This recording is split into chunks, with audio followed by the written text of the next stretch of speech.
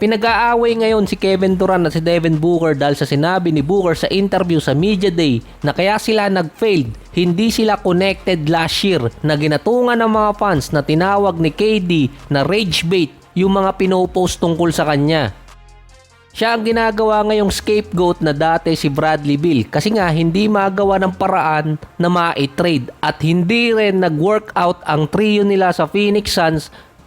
Alam din kasi ng mga fans na hindi makakapagpigil si Kevin Durant sa mga post tungkol sa kanya at magre-reply pa rin siya. Dagdag pa ni Booker na yung last 2 years ang pinakamahirap sa kanyang karir ay yung last 2 years andun si Kevin Durant. Hindi rin kasi nagkakasundo yung ibang player sa locker room na mukhang pinatatamaan si KD, hindi si Bill. Sa last 2 years din, dapat si Devin Booker ang main man ng Suns kaso napunta kay KD na pag-iwanan tuloy siya ni Luka, Anthony Edwards at SGA dahil mas nauna pa siyang umangat sa tatlong players na yun. Hindi rin naman kasalanan ni Kevin Durant yung nangyari sa Phoenix Suns at dito kay Devin Booker dahil dati nasa peak pa naman sila nung nandun pa si Chris Paul, biglang ginalaw yung lineup ng Phoenix Suns. Imbes na pataas, naging pababa.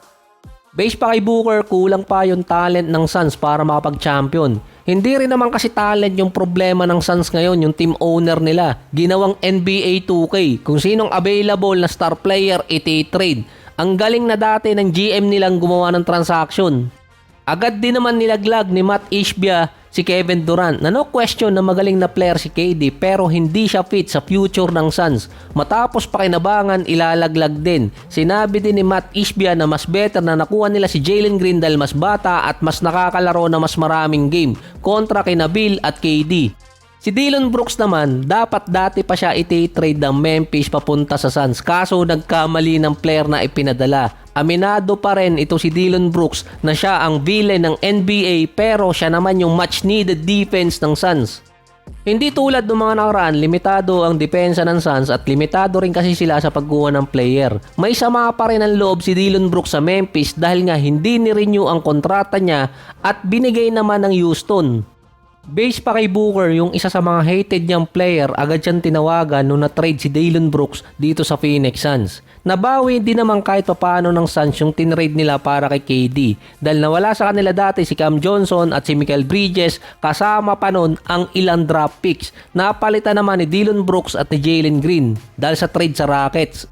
Ang isa pa sa malaking pagkakamali din ng Suns, nung tinrade nila si Toumani Camara na binitawan nila dahil kasama sa Holiday, Damian Lillard at DeAndre Ayton trade. Ngayon, isa sa best two-way player. Si Kaman Maluwak naman na nakasama din sa Kevin Durant trade, originally galing din naman siya sa Suns na ginamit sa KD trade na napunta ng Nets, napunta ng Rockets at binalik din ng Phoenix Suns. Na naisahan lang din sila ng Suns dahil gumawa na ng multiple trade ang Suns para makakuha ng big man tapos ang kinuha din ng Rockets para ibigay sa Phoenix Suns para nga sa Kevin Durant trade isa rin big man.